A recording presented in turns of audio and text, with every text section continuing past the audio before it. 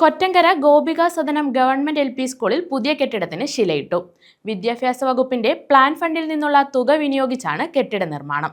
നിർമ്മാണോദ്ഘാടനം മന്ത്രി PC വിഷ്ണുനാഥ് നിർവഹിച്ചു.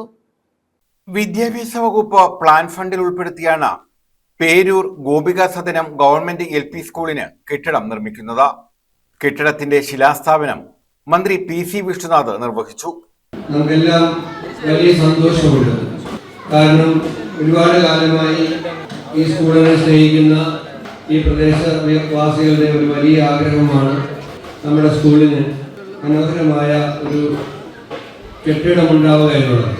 പൂർവ്വ വിദ്യാർത്ഥികളുടെയും നാട്ടുകാരുടെയും രക്ഷകർത്താക്കളുടെയും കുട്ടികളുടെയും ഇവിടുത്തെ അധ്യാപകരുടെയും PTAയുടെയും എല്ലാം ആഗ്രഹമായി.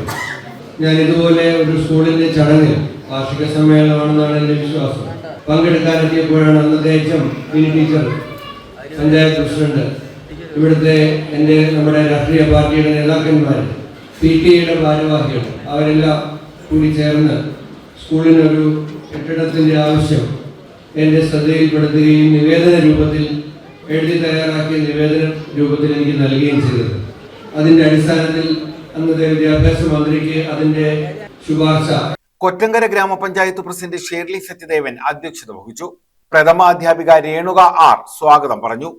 മുഖത്തല ബ്ലോക്ക് പഞ്ചായത്ത് പ്രസിഡന്റ് സാം വർഗീസ്, ജില്ലാ പഞ്ചായത്ത് അംഗം P Vineethakumari, grama panchayat vice president Vaishakh M, Yamuna S, Beena Prasad, Harilal S, Sumayya T, Rameez S, Raghu Pandavapuram, B Sasidharan Pillai, A Minimol, Nisar Palavila, Dharmarajan, Shaji Kottankara, Asokan Pillai, Qais F, Baiju, Shamseena എന്നിവർ പങ്കെടുത്തു.